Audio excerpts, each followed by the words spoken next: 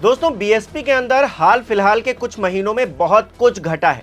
बुआ यानी कि मायावती और उनके भतीजे आकाश आनंद के बीच में पर्सनली और प्रोफेशनली दोनों ही तरीके से काफी उतार चढ़ाव आए हैं। इसके बाद आकाश आनंद का मायावती के साथ एक खास कार्यक्रम में दिखना, आकाश के लिए पार्टी में नया पद बन जाना, इलेक्शन को लेकर नई जिम्मेदारी दिए जाना क्या इशारा कर रहा है? उसी कार्यक्रम में मायावती द्वारा अपने कार्यकर्ताओं की एक बेइज्जती भी कर देना। ऐसे में सियासी गलियारों में इस बात को लेकर चर्चा तेज है कि मायावती आखिरकार कर क्या रही हैं, उनके दिमाग में चल क्या रहा है। नमस्कार, मेरा नाम हिमांशु मिश्रा है। आप देख रहे हैं 4PM न्यूज नेटवर्क। अप्रैल 2025 में मायावती ने एक लंबे पारिवारिक विवाद के बाद आकाश आनंद को बीएसपी में वापस ले लिया। मायावती ने इसे एक और मौका बताया, लेकिन यह भी साफ कर दिया कि वो अपने जिंदा रहते किसी और को उत्तराधिकारी नियुक्त नहीं करेंगे। इसके बाद संडे को यानी कि छुट्टी वाले दिन दिल्ली में बीएसपी की ऑल इंडिया मीटिंग होती है, जिसमें मायावती भतीजे आकाश आनंद को लेकर पहुंचती हैं। यह देखकर हर कोई हैरान रह जाता है। इसी कार्यक्रम में मायावती आकाश आनंद को पार्टी का चीफ नेशनल कोऑर्डिनेटर बनाने का ऐलान भी कर देती हैं। यानी कि भतीजे के लिए बुआ ने पार्टी में नया पद बना दिया, क्योंकि इससे पहले बीएसपी में चीफ नेशनल कोऑर्डिनेटर का कोई पद नहीं था। और तो और बहन जी बिहार में आगामी विधानसभा चुनाव के मद्देनजर आकाश को स्टार प्रचारक की जिम्मेदारी भी दे रही हैं। और कुछ इस तरह आकाश आनंद की पार्टी में वापसी हुई है धमाकेदार तरीके से। दूसरी तरफ इसी कार्यक्रम में मायावती अपने सारे कार्यकर्ताओं के जूते भी उतरवा देती हैं। सिवाय खुद मायावती के, आकाश आनंद के, सतीश मिश्रा और सुरक्षा कर्मियों के सभी के पैरों से जूते चप्पल गायब देखकर सियासी गलियारों में इसे लेकर भी चर्चा होने लगी है कि परिवारवाद के शिकंजे में फंसती जा रही बहन जी क्या अपने ही नेताओं की बेइज्जती पर उतर आई हैं। दोस्तों, आपको याद होगा कि 2019 में आकाश को नेशनल कोऑर्डिनेटर की जिम्मेदारी मायावती ने सौंपी थी। इसके बाद दिसंबर 2023 में उन्हें उत्तराधिकारी घोषित किया गया। युवा चेहरे के तौर पर वो धीरे धीरे अपनी पहचान बना ही रहे थे। इस बीच 2024 के लोकसभा चुनाव आ गए। चुनाव में एक मौका था। अपनी पार्टी के लिए आकाश आनंद लगातार बैटिंग कर रहे थे। सितारपुर में एक रैली का माहौल था, जहां आदर्श आचार संहिता के उल्लंघन और बीजेपी के खिलाफ अपमानजनक शब्दावली के इस्तेमाल पर उन्हें बुक कर दिया गया। मायावती ने उन्हें अपरिपक्व यानी कि अनमेच्योर बताते हुए नेशनल कोऑर्डिनेटर और उत्तराधिकारी दोनों पदों से भी हटा दिया। जून 2024 में मायावती का मन बदला तो फिर से उन्होंने आकाश को पिछली जिम्मेदारियां सौंप दी। इसके बाद सब कुछ ठीक ही चल रहा था, लेकिन मार्च 2025 में मायावती ने आकाश को फिर से सभी पदों से हटा दिया और पार्टी से भी बाहर का रास्ता दिखा दिया। उस वक्त माहौल बहुत ज्यादा गर्म हो गया। कारण बताया गया कि आकाश अपने ससुर अशोक सिद्धार्थ, जो कि पूर्व बीएसपी के सांसद भी रह चुके हैं, उनके इशारों पर काम कर रहे हैं, पार्टी विरोधी गतिविधियां कर रहे हैं, इसीलिए कार्रवाई की जा रही है।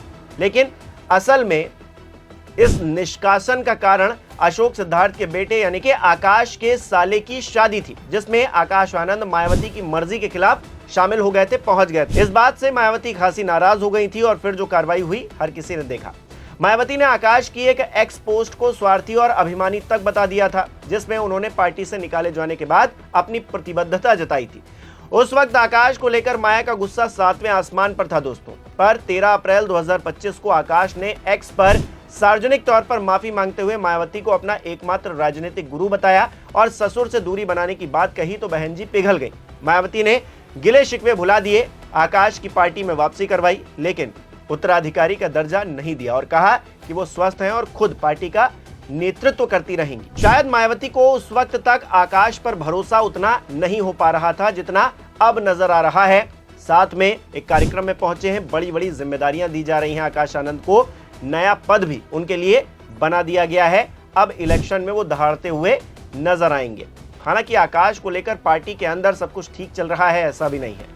इसके कई कारण हैं दोस्तों, जैसे पुराने नेताओं का असंतोष। आकाश ने बीएसपी के पारंपरिक जो फंड रेजिंग के तरीके हैं उस पर आपत्ति जताई है, जिसे लेकर पार्टी के पुराने नेता खुश नहीं है। ये बात अंदर खाने से निकलकर सामने आई है। नेतृत्व का सवाल भी है, क्योंकि मायावती पर परिवारवाद के आरोप तभी लगे जब उन्होंने अपने भाई आनंद कुमार और भतीजे आकाश को जिम्मेदारियां सौंपना शुरू किया। नई नियुक्तियां भी आकाश के लिए मुसीबत है।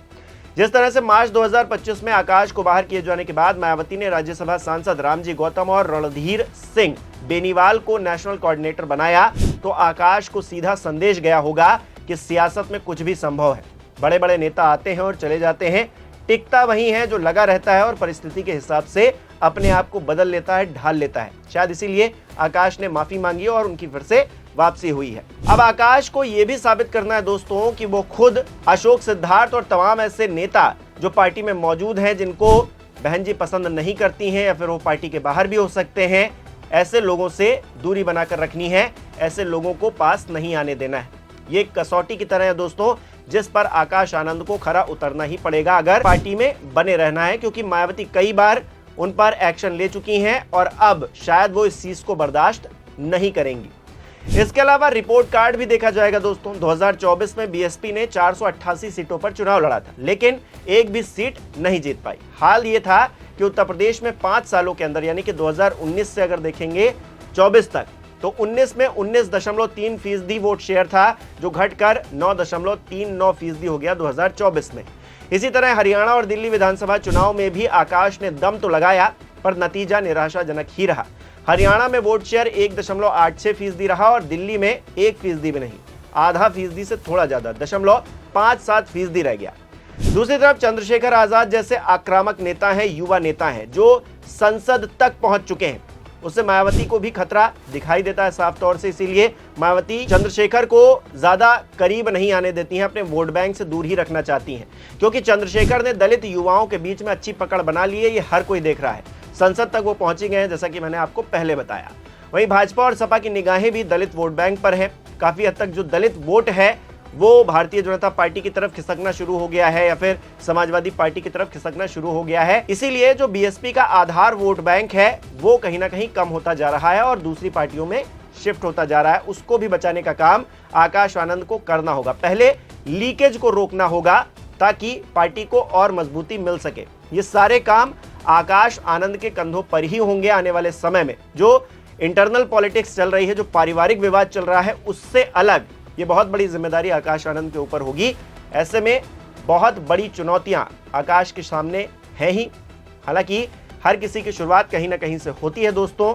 आकाश को एक और मौका मिल गया है। इस मौके को आकाश कैसे भुनाते हैं, ये देखना फिलहाल दिलचस्प रहेगा कि आकाश आनंद अगला स्टेप क्या लेते हैं, क्योंकि आकाश आनंद मायावती को अपना राजनीतिक गुरु बताते हैं और मायावती भी दशकों से राजनीति करती रही हैं, कई बार मुख्यमंत्री रह चुकी हैं और उनका एक अच्छा खासा एक्सपीरियंस है, अनुभव है। उसका फायदा आकाश आनंद को उठाना चाहिए और पार्टी को आगे बढ़ाने के लिए काम करना चाहिए।